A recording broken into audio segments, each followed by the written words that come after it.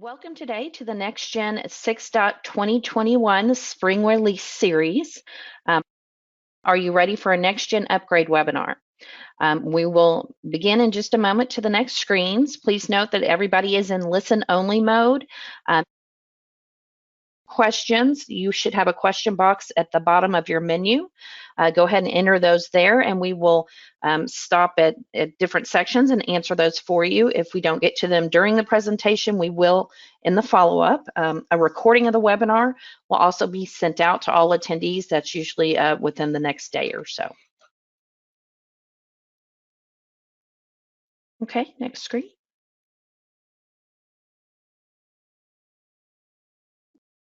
All right, let me give you a little bit of information about EMT Apps if you're not familiar with us. EMT Apps is a healthcare information technology services company providing practices, clinics, and hospitals with a full range of services as designed to increase and facilitate communication. We were founded in 1999, working as a partner with NextGen since 2001. We've worked as a subcontractor for NextGen. We serve healthcare clients all across the USA, and we have services and products for NextGen clients.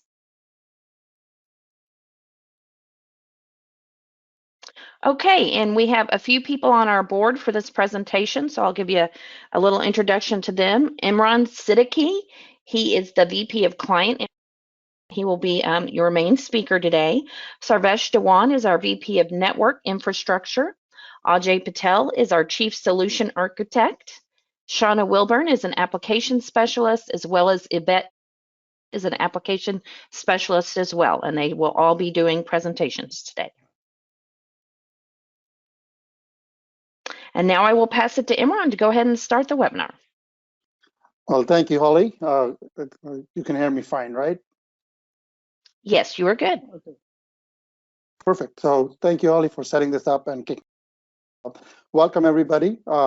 This is a two-part series of our NextGen Upgrade 2021 series. In today's session, we will be focusing on the tech structure point of view, what you need to do in order to get ready from Windows version, Windows Server version, Microsoft SQL Server versions, some sample project plan, basically getting you ready for getting the latest release 2021. So the first piece of the puzzle is the Windows Server operating system. NextGen last year has released this matrix. This is for the Spring 2020 release. NextGen is in the process of I'm hoping creating a similar document for the Spring 2021. But what it was clear from Spring 2020 that NextGen will be stopping support for Windows version 2016 and prior, Windows Server 2016 and prior. So we wanted to bring this to everybody's attention that start planning now. We have a number of clients we have seen that are still running Windows Server 2008 or Windows Server 2012. So this would be the great time to start planning, figuring out what you need to do, and then getting the plan in place. Again, the takeaway message is that start looking at Windows Server 2016 and start planning the upgrade on the Windows operating system. When you talk about the Windows operating system, there are a number of servers that are involved in the NextGen ecosystem, like the database server, the image server, where the NextGen root is stored, or the document management file stores are there, the fax server, report server, the interface server, communication server, and obviously the desktop, remote desktop, and CITRIX server. So all these servers are running some form or version of Microsoft Windows Server, and you need to take that into account and plan accordingly. You need to get them upgraded to 2016 or a later release. As you your different servers, it will be important to log into each and every server and identify what version of Windows Server you're running. It's a pretty, for some of you, it might be already. You can go right mouse click, and then it can give you the server properties. It actually tells you the exact Windows version that 2008, 2012, or 2016. And what we recommend is basically create an inventory list of all your servers, write down the Windows operating system version you're running, the memory and the processors that are allocated to it, whether it's a physical or a virtual box, so that you plan out your infrastructure, your license acquisition, everything else that goes along with it.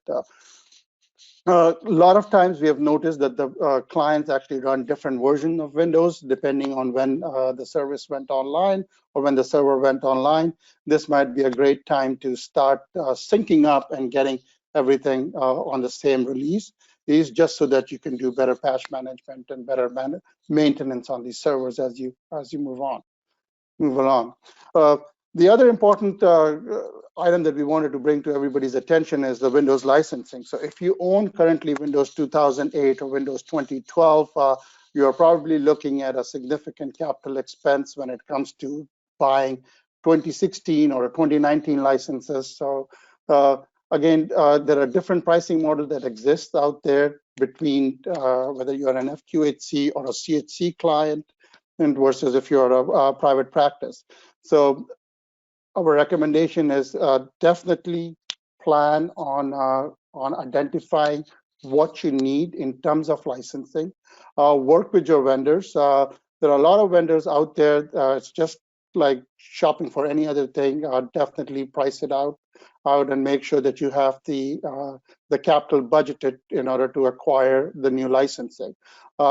If you do not have the capital, this might also be a great time to look at some cloud hosting solutions provided that are out there. A lot of them do provide the Microsoft Windows Server licensing as part of the solution as well. So this might be the time to whether you want to invest into Microsoft or you want to look at the cloud provider to help you out with that and spreading the cost over time. Now, when you're looking at the Windows licensing, the question is always asked about whether should we buy the software assurance or should we not buy the software assurance. Again, it's a personal choice depending on when Microsoft is releasing the new versions. So what I would recommend is that if you're buying new, you're typically okay for the next 3 to 5 years. So again, keep that in mind. Talk to your vendors again about what's the advantages or the disadvantages of buying software assurances. For our clients, sometimes we recommended not to buy it because 2016 had just released, and Microsoft did not have it on their, or sorry, 2019 had just released, and Microsoft did not have it on their roadmap to release another version. And so they were okay with just buying the software along with the assurance. But in some cases, the people who purchased 2016 took advantage of the software assurance so that they could automatically be grandfathered in for the 2019 versions. Again, it's a big capital expense. Bottom line is plan ahead so that you're not surprised by, oops, I need to spend X amount of dollars to get the Windows licensing in place. What you have today in terms of Windows licensing, that could be a pretty daunting task as well, because some of these licenses might have been there before you got there or your predecessors bought this. So you have to navigate through the jungle to identify what do you currently own, what's upgradable, what does have software assurance, and what's not. Microsoft does have their service center, the licensing service center. You can log into that and actually see if it was registered properly, see the entire history. So we seriously recommend you guys getting ahead of that, talking to your vendor, logging in, understanding what you have, so that you can plan accordingly. If you need more help on that, you can definitely reach out to our team at EMT Apps, and we'll be more than happy to help you guide through that and understand what licensing you own and what you need to acquire fresh. When we talk about the Windows upgrade itself, Windows Server upgrade itself, we've put together a few recommendations that we want to make sure that they're not missed or we wanted to highlight. The first recommendation that we have is we definitely do not recommend an in-place upgrade for Windows. We recommend a fresh install. The reason being, Sarvesh, you want to add to that a little bit? Sure. So you might have some applications which were working in that particular OS. So for example, you had some, there used to be an application called Magic ISO, which would allow you to mount CDs. It works great in Windows 2008, but in 2012, if you do an in-place upgrade, it'll start giving you an error. So similarly, there might be some other applications that are installed in the older OS, and they might work for that, but it may not work in the newer OS. And the issue happens is that it might create, it might lock some DLLs which are not updated by the new install, or might create some problems later on down the line. So instead of trying to deal with that, trying to fix that, it's just better just do a clean install. That is our recommendations. And again, if for whatever reason you don't have the resources or anything, you could do an in-place upgrade, but that is not what we would recommend. We want each server to be built completely new, put all the patches, make sure all the applications that you have installed in the older version, if they need to be migrated, they must have a version upgrade for that. If not, then you would have to decide on yourself whether that application is needed or will be supported on the new OS. Perfect. Aaron, so like Sarvesh said, definitely do a new install for Windows. Create an inventory of all the applications that are on your or NextGen servers within this ecosystem, so that once you create the new server, you know that you have to reinstall all those applications. It's very important to actually allow proper time for the end users to test. We can't stress enough about that, especially if you're coming in from an older 2008, 2012, going to a 16 or a 2019 server. So definitely allow enough time for testing. Like we said, again, every server needs to be built, so you have to properly plan whether you have enough infrastructure or physical hardware in place. Is on the Windows side, it might not be that much daunting, but when we talk about SQL Server, there might be a big disk space requirements. So again, it's important to plan out what hardware do you have in place so that you can actually put the new version on the Windows Server in place. Once the new servers are up and the resources are dedicated and you go live, you can definitely, in a virtual environment, you can decommission the old ones and repurpose the resources. If it was physical hardware, you can obviously figure out the activation plan for that. Ultimately, you would want to have all the Windows Server on the same version. Like I said earlier, it's better for maintenance, better for patch management and maintenance. It is not a requirement, but we typically find that if you have the same version across the board, it just helps in management and maintenance. A typical process might include that where you upgrade the report server one weekend, then go back to the SQL Server or the main production database server, and then loop back for the ancillary servers on the following weekend. Again, everything does not have to be performed on the same weekend as far as the different servers are concerned. And so definitely plan out what goes first, what goes second, and then loop back to the ancillary one. A lot of times the questions have been asked if the Windows upgrade and the SQL Server upgrade can be performed on the same weekend. In our experience, we have actually done both Windows OS and SQL Server upgrade on the same weekend as well. So definitely you have to test it out, time it, plan it, and then move forward accordingly. As you're installing the new servers, there is a few recommendations we would like to highlight that to make sure that those settings are put in place. Sarvesh, I'll throw it to you to talk about those, please. Sure. So one of the things that we have found in our experience, which results in slow performance, is the power plan. So if you have access to the hardware, then I would suggest go into the BIOS if your BIOS supports that and select the high performance plan. By default, most servers these days come with the energy saving balanced kind of plan. But in order to get the most out of it, I would switch it to high performance plan. And also within Windows or VMware, both have options which allow you to do high performance. And we should make sure that both of them are set. Same thing on the network power management. By default, Windows has that power management turned on, so that it would turn off network if there is no traffic and stuff. So again, that's something that should be disabled. Now this third one, TCP chimney, that is one of the features that they created in order to free up the CPU from too much of processing too much network traffic, but it turns out it creates a bottleneck.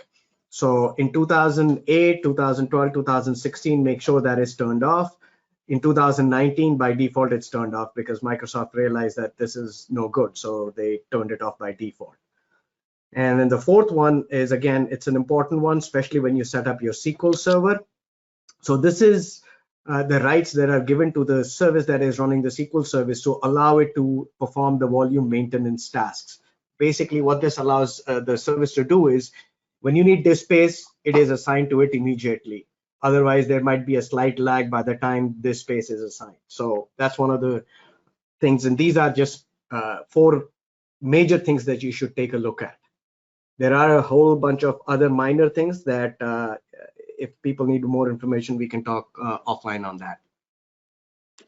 Thank you, Sarvesh. Again, the important part is that we wanted to highlight these because we have oftentimes seen that these settings are missed when a fresh install, and then after go live, the performance issues, the user performance issues are being reported, and these 4 items are typically the kickoff culprits for that. Again, as long as you're keeping eye on this, you should be fine. Before we get into the Microsoft SQL Server, I think this will be a good point to field any questions, or if you've gotten any questions. Holly, do we have any questions that we need to answer? Yes, I do have a few. Let's see. First of all, if all of our clients are connected through an RDP session, terminal services, via VPN tunnels, this won't affect us, correct? That's a good question. We talk about that a little later on, but I'll answer that. So your RDS servers could be, depending on if it's a 2008 or a 2012 farm, you would need to upgrade your RDS farm to a 2016 or a 2019 as well. We talk about that a little later as well, but yes, depending on what farm version that they are running, they would need to upgrade that farm to a 2016 or 2019 as they move forward as well.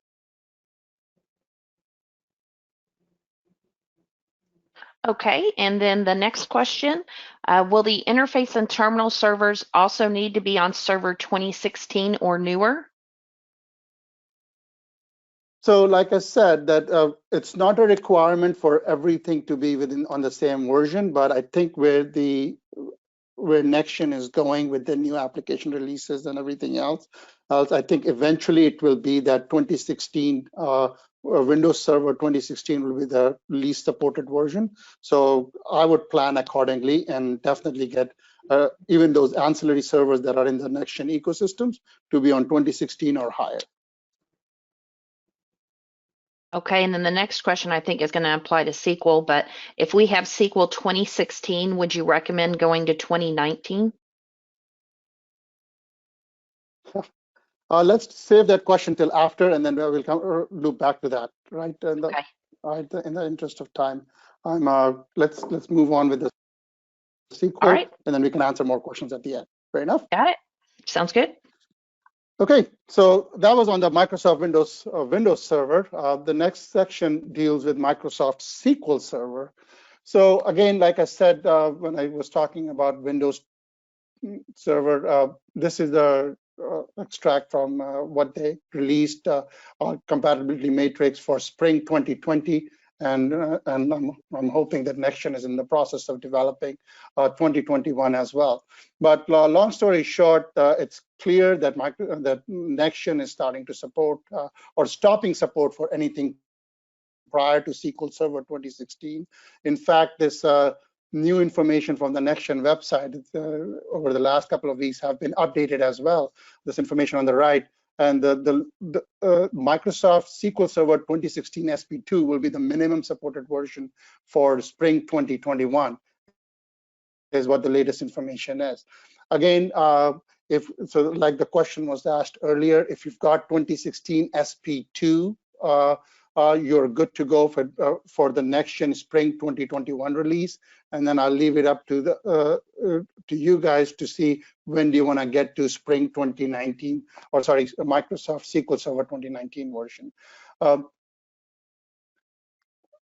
Again, for the clients that are running anything prior to 2016, the takeaway message is start planning now. This will take some effort. Start planning now, and plan to get at a minimum SQL Server 2016 SP2, because that is what will be, is supported by NextGen application version Spring 2021. In case you need help in finding out what is your current SQL version, you can actually write this query within your Microsoft Management Studios, and it'll give you select at version, and it'll give you the exact version of Microsoft SQL Server that you're running. Again, you'll have to do this for both your production as well as your report server and plan accordingly. You might have other SQL Server in your ecosystem for demo, test, and develop. So please make sure that you're running this on that as well, and then planning those accordingly as you move forward. Similar to Windows server licensing, SQL Server licensing could also be a daunting task as well as a big capital investment. If you are a federally qualified health center, CHC, or a private clinic, there's a different pricing models that exist. There's a different licensing models on SQL, which is core versus the client access. So it's important that you budget for it, right? If you're coming in from a 2012 again, or looking at 2016 or 2019, this could be a significant impact on your budget. So it's better to plan right now to get it into the budget so that you can get the proper licensing and move forward. The question about the software assurance on SQL is the same as on Windows version. Our typical rule of thumb is, depending on the version you have, you're good for almost the next 3 to 5 years, depending on when you get it. And then the software assurance has to come and play accordingly. And we can talk more offline about that, or if any specific questions, please text them over. It's important to understand what version of SQL to get. NextGen has actually created great documentation based on your number of users. So definitely look at the number of users that are accessing your NextGen system today in terms of EPM, EHR, document management, and then size your system accordingly in terms of the amount of memory that you're allocating. If you're more than 500 users, you need to get the Enterprise Edition to take advantage of memory or anything over 128 gigs. This is the NextGen's minimum requirements. We typically size our SQL servers a little bit more than that. We've seen that a little extra memory goes a long way in terms of performance and issues for the end users. There's a link in this presentation that you guys can access, which refers you back to the Success Community document that gives you all the requirements for different servers that are involved in delivering the NextGen application, whether it be interface, SQL, what workstation. So again, that's a great resource for us to start looking at. Again, it's for version 2020, and we are hoping a new version would be released for the 2021. Just like with Windows, we do not recommend doing an in-place upgrade of SQL Server. We definitely recommend doing a fresh install of SQL Server and then configuring it properly. Ajay, I'm going to call on you to talk a little bit about these details that we want to ensure that our clients don't miss out when they install the SQL Server fresh. Ajay? Yeah, sure. Yeah. So as just Imran mentioned that when you do a SQL Server install, basically there are a few settings that definitely needs to be taken into consideration. And one of the best way to do that is NextGen has provided a stored procedure called NG Checklist, which I'm pretty much sure most of you would be aware of that. You can definitely run that stored proc and then look down, scroll down to the processor section, and you will see a setting for max degree of parallelism and cost threshold for parallelism. So as per NextGen's best practices, they suggest that it should be set to 25% of the logical CPU and not to exceed 8. Now, where does this come into play? So basically, when a SQL Server will try to use all the CPUs that are available during query execution.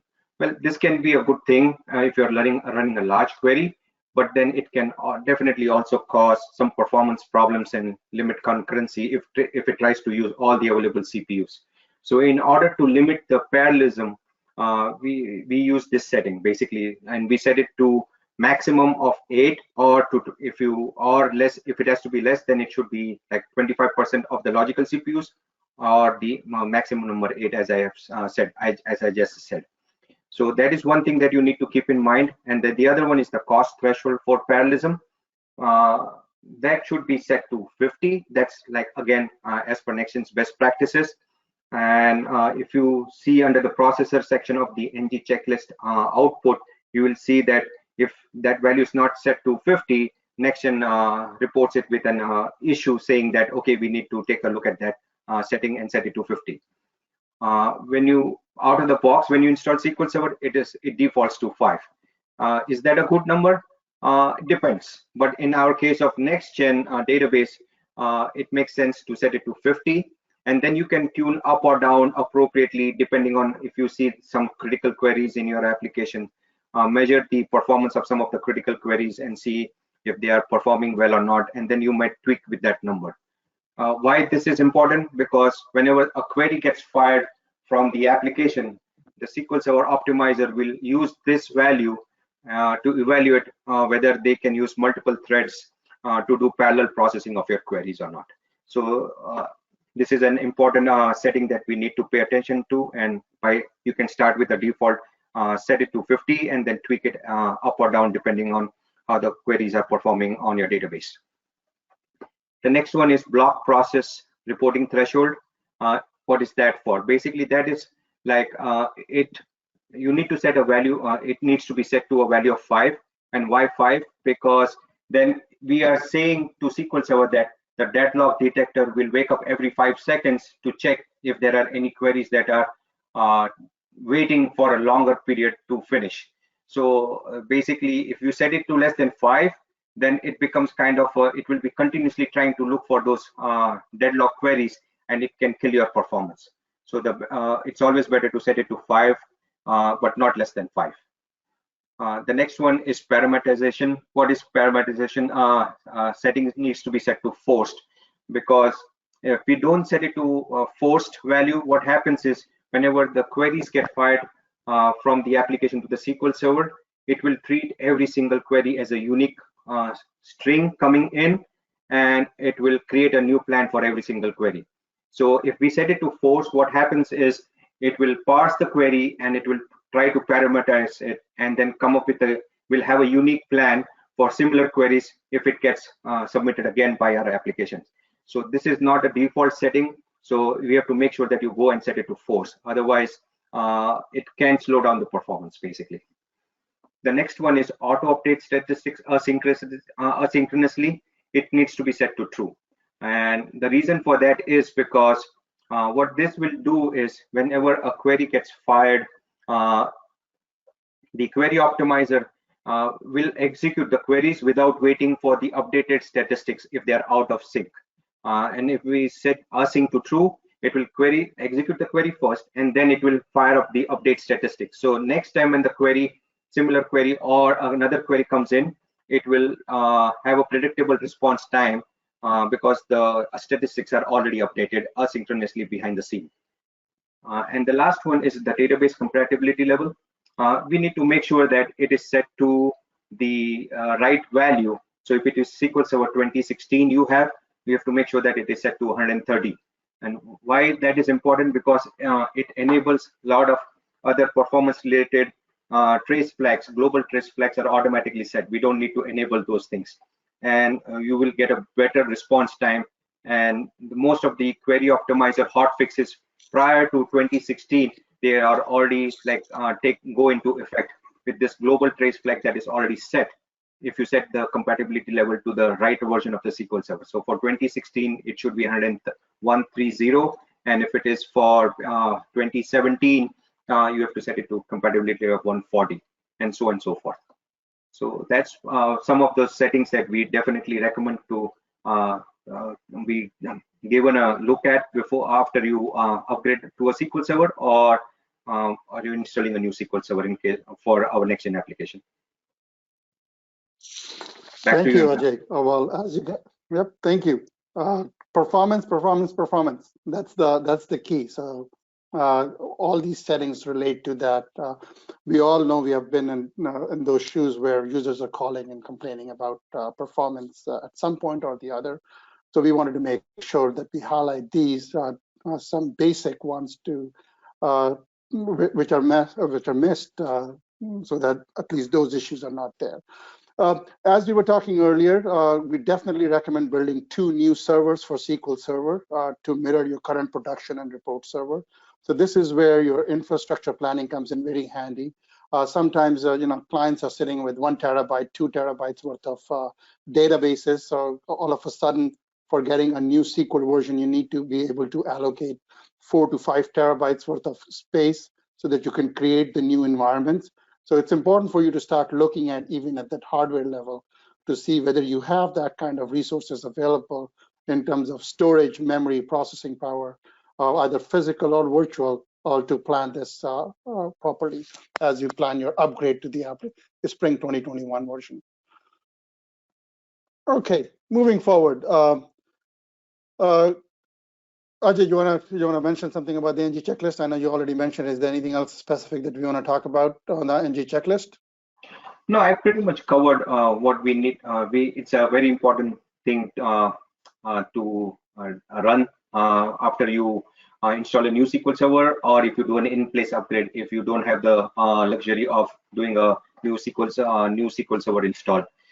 So that you can go over those certain parameters, make sure that they are set correctly.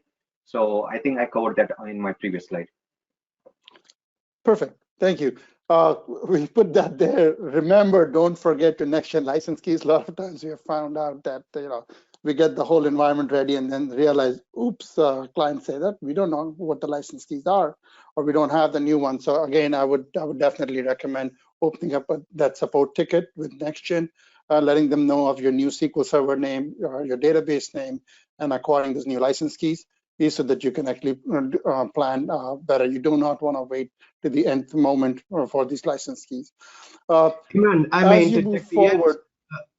Imran, so one of the suggestions that I do in order to get the license keys, and remember these are temporary for the server, is I take the existing license key, a copy of the existing license key, and I put it in the ticket. Because what I have seen from experience, if you just call NextGen, and they might look at your older record and they might give you license keys. You might have added providers or added other services in there, and you might get keys which do not incorporate that. So in order to make sure that you get the correct ones, I take the copy of the existing one and I send it to them in the ticket that I need license keys for these are my old license keys, and here is the new server name that I'm going to be testing on, and I need license keys for that. Back to you, Imran. Thank you, Suresh. Yep. As far as the new servers and the old servers on SQL Server is concerned, what we do recommend is once you have the new servers updated and tested, we recommend you renaming those new servers back to the old server names to basically reduce the impact on your staff during go live. Whether you don't have to touch each and every machine, whether you're doing ODBC connections, or if your NextGen image server is changing, you don't have to change the storage locations in your file maintenance and system admin, depending on where your NextGen route is. So again, in our experience, we have actually renamed the SQL Server and even the image server back to the old server name, just so that we don't have to touch all the endpoints that are involved.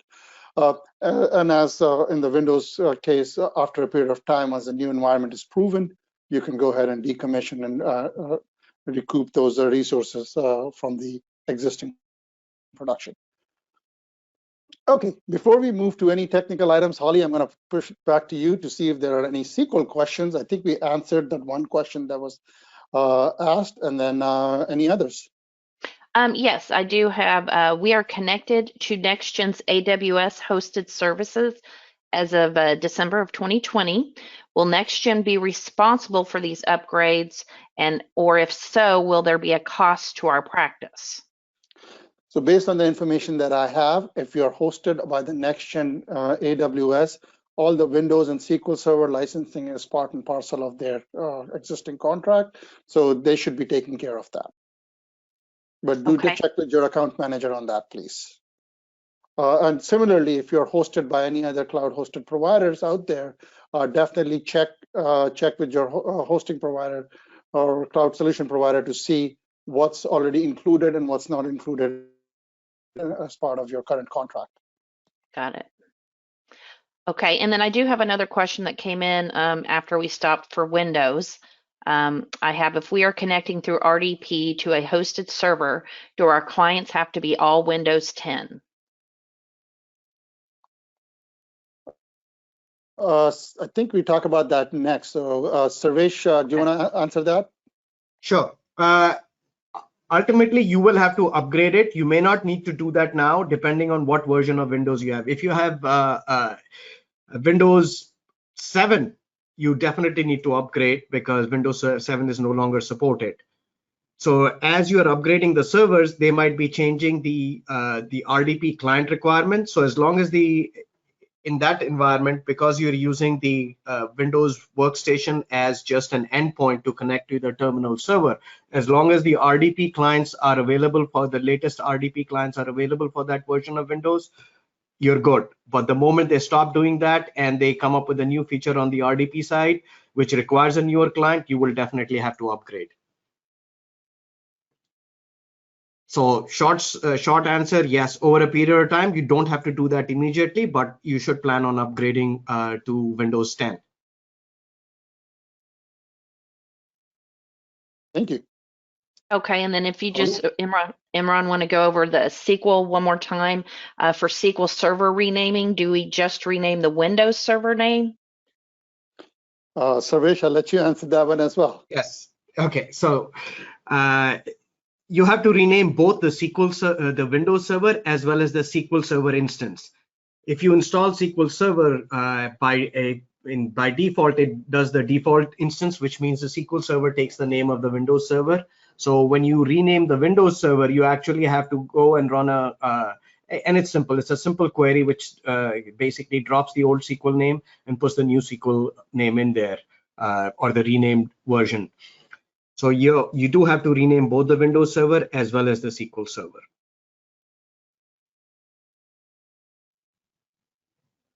Okay, that's all I got. Okay, sounds good. Moving forward, some of the other technical and requirements on other systems, servers that exist in the ecosystem. So most of you guys are having your clients connect to the NextGen application using like the RDS server, the CITRIX servers, the FAT clients. So definitely check the ODBC on each one of those clients if it's compatible. ODBC driver 17 seems to be compatible from the NextGen version 591.841 onwards. So again, do a check on that. Make sure that all the access points or client access devices have got the correct SQL version when they're running the NextGen application. On the RDS servers, I think a question was asked earlier. If you're running an RDS farm, that would need to be upgraded at some point to either a 2016 or a 2019 farm. So again, plan that accordingly. The nice thing about the RDS server is that you can actually do that in parallel to your existing RDS farm. Sarvesh, do you want to add a little more to that? Sure. So for example, if you're running a Windows 2016 farm and you want to upgrade to 2019, well, you can create a 2019 farm and still be using both 2016 farm, obviously with a different URL, and a 2019 farm. And you can have your users test in your power users or whoever you designate as a test group of users, they can test the 2019 and make sure that all the applications, all their workflow, printing, scanning, everything is working.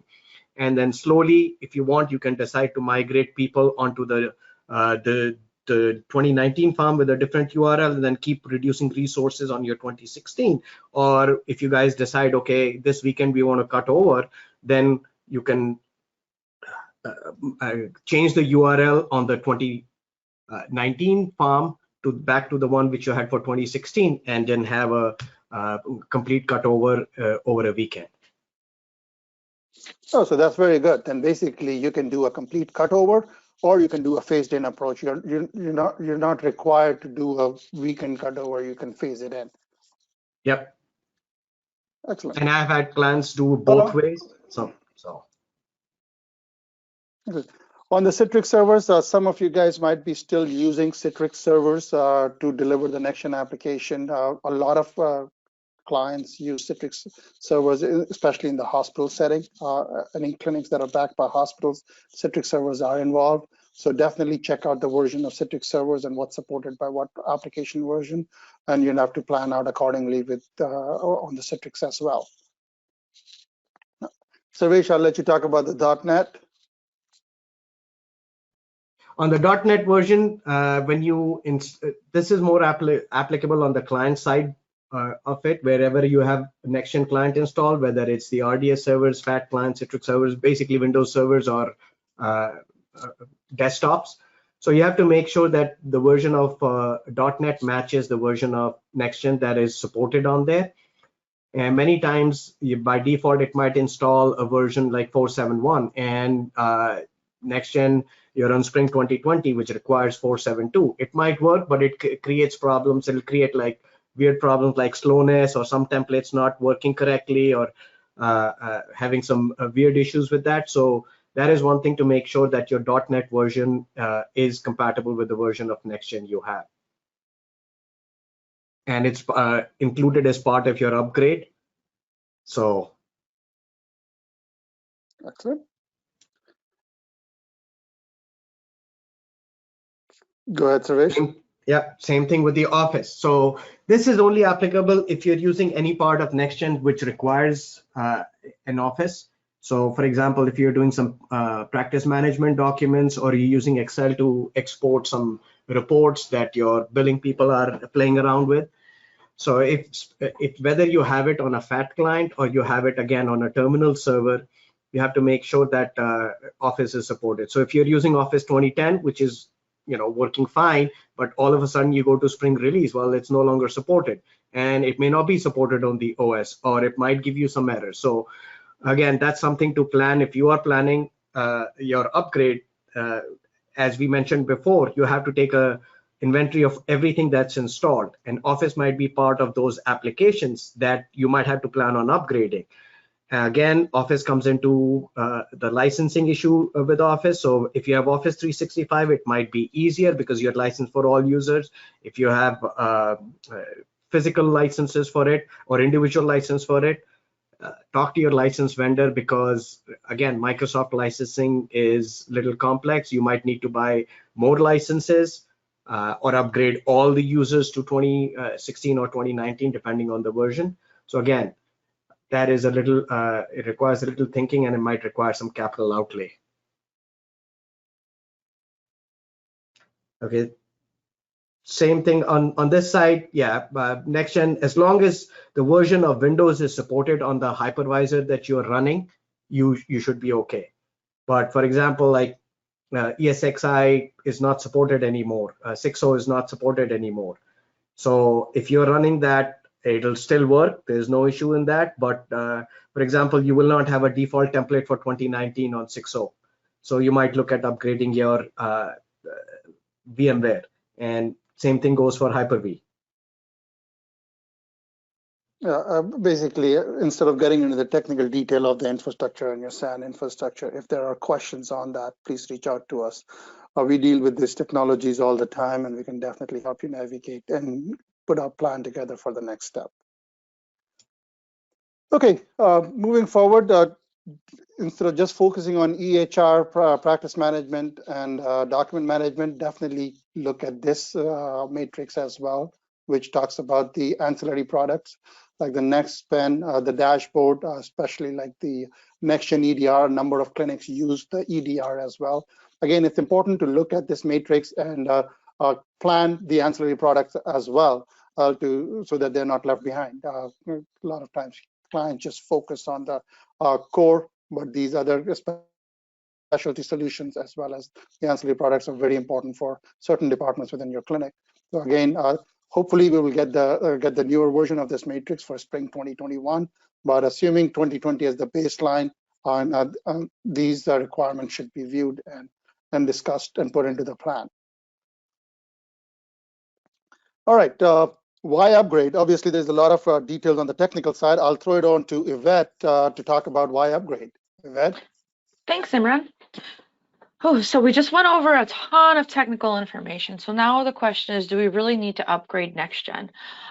The answer is yes. You want to go ahead and make sure that you go ahead and take a NextGen upgrade, at least once a year, so you can stay on top of those new features, get that new functionality to make workflows easier for your users. There's also regulatory reasons. You want to make sure that you take those into account. Check with your office managers. See if you guys are participating in any regulatory programs out there, because if you guys are, you guys will have to go ahead and take the new upgrade that's coming for spring 2021. And to take that, depending on your environment, some of you, once you review it, you may see that, you do need to upgrade your Windows, you do need to upgrade your SQL, Microsoft, and so on. But some of you may not. You can just go ahead and jump right into the upgrade. But it's really important that you guys go ahead and take a look at your environment and your infrastructure and make sure that you guys are ready to go ahead and take this next upgrade for you guys. So, what are we going to take away from this? So we guys want to make sure, let's review our current environments and see if we do need to upgrade NextGen. Go ahead and go to the next slide. All right, so, are there more reasons? So like I mentioned earlier, there are regulatory reasons. So for the CURE certification for, MACRA, meaningful use, you do have to take the newest upgrade, and it has to be live in your production environment by December 31st of 2022. So make sure that you guys go ahead and put that timeline out there, plan it out. I'm going to go ahead and upgrade my Windows servers, my SQL, then my NextGen, and, make sure that we go ahead and include those ancillary products as well. Another reason too is NextGen is sunsetting the NextMD patient portal. So you guys want to, get those new features from NextMD for that new patient portal, patient experience platform. It's a new experience for your patients. The patient portal is going to be a lot easier to use for them. And you'll get that once you guys upgrade to the newest version as well. And one more thing I just want to point out is make sure you guys reach out to your account reps to make sure that you guys get that scheduled with NextGen, to make sure that you guys are on the timeline and everything can be go ahead and put in production for you guys.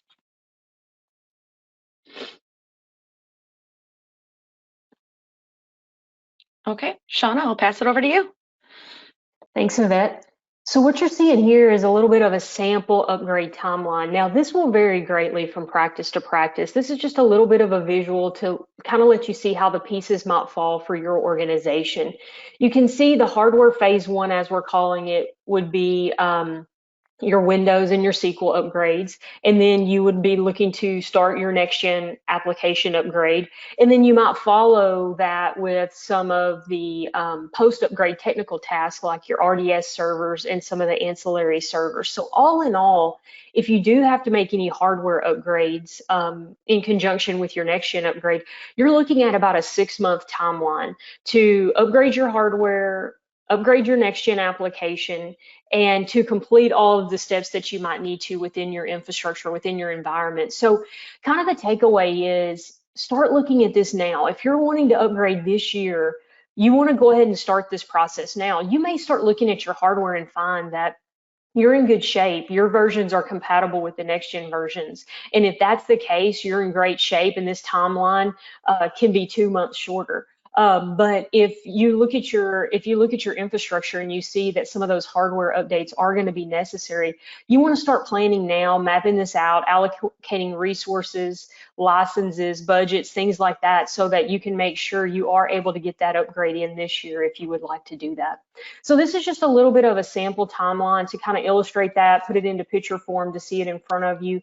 Of course, if you're customized, or especially if you're highly customized, that would change this timeline a good bit. But this is just a good kind of general rule of thumb to give you a visual and give you that 6-month time frame that you're probably looking at for most average organizations with, little to no customizations. Okay, Imran, back to you. Thank you. Thank you, Shauna. If I can forward this. All right, let's recap. So I guess the key to success is make sure you create an infrastructure map, get an inventory of what servers do you have in place, what applications you have on each one of the servers, what versions, put together a plan. We showed you a sample timeline, put together a plan, and allocate proper resources, both hardware as well as human resources, in order to make sure that you've got all in place, is to upgrade and you're ready for the spring 2021 release of NextGen.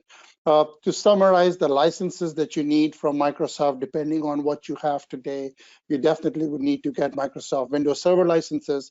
You would definitely need to get Microsoft SQL Server licenses and the version. You will get into the discussions, like I mentioned earlier, core versus server CALs. You would need to upgrade your remote desktop services, client access licenses, also known as RDS CALs, depending on what you have and where you eventually want to go to. You don't have to do all of this at the same time, but you got to have a plan and to put that in place. And then the last but not least, the Windows client access licenses. Again, like I said, licenses can be a daunting task. It can be a big capital expense. A lot of clinics at this point, if you have to acquire new, might be, especially if you have to get hardware and the Windows licenses, it might be a good time to look at some of the cloud solutions that are available out there. You might just be able to do a better cost-benefit analysis with that.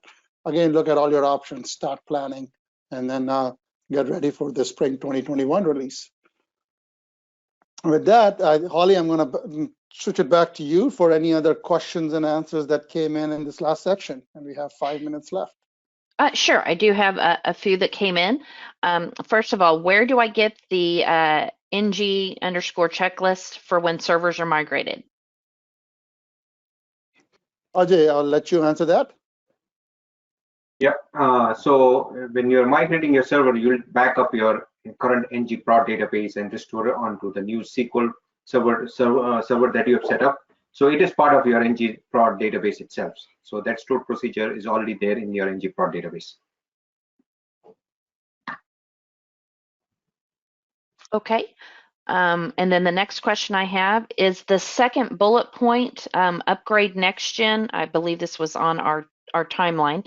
Is the second bullet point upgrade NextGen if you're installing on the net new servers as recommended? Is it still the 8 to 12 weeks? So let me go back to that timeline. Yeah.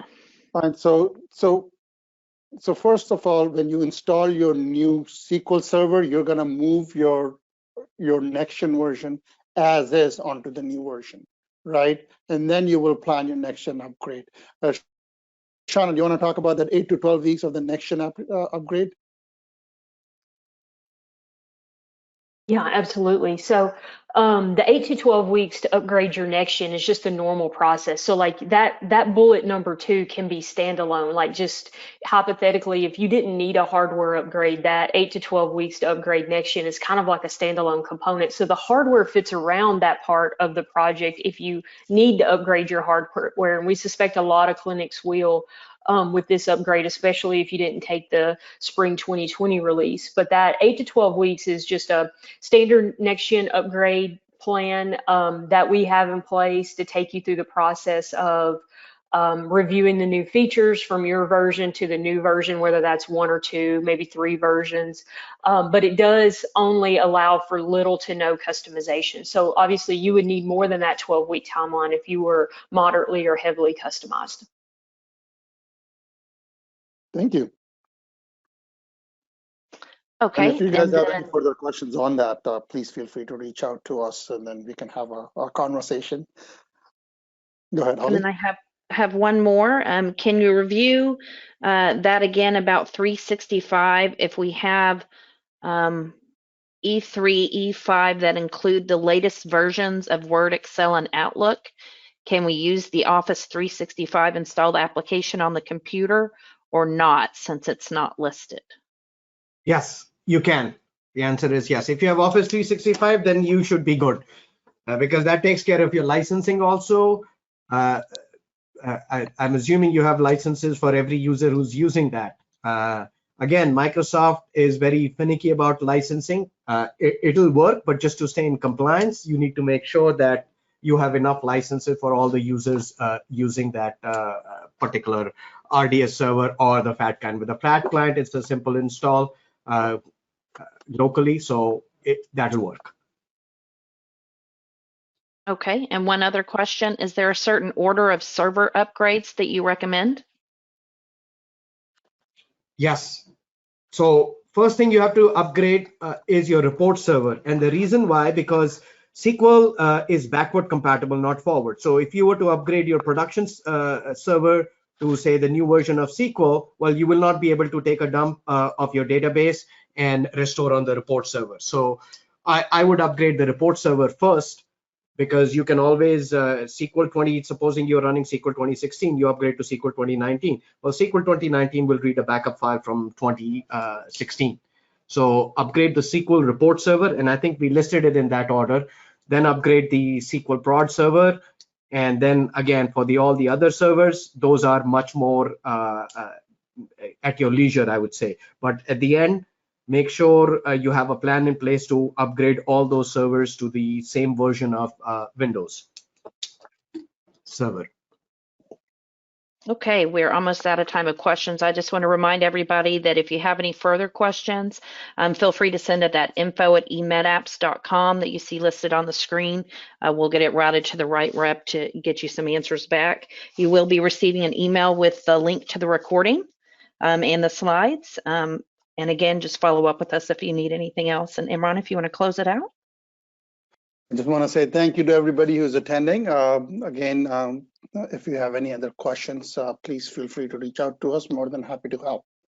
Thank you for joining.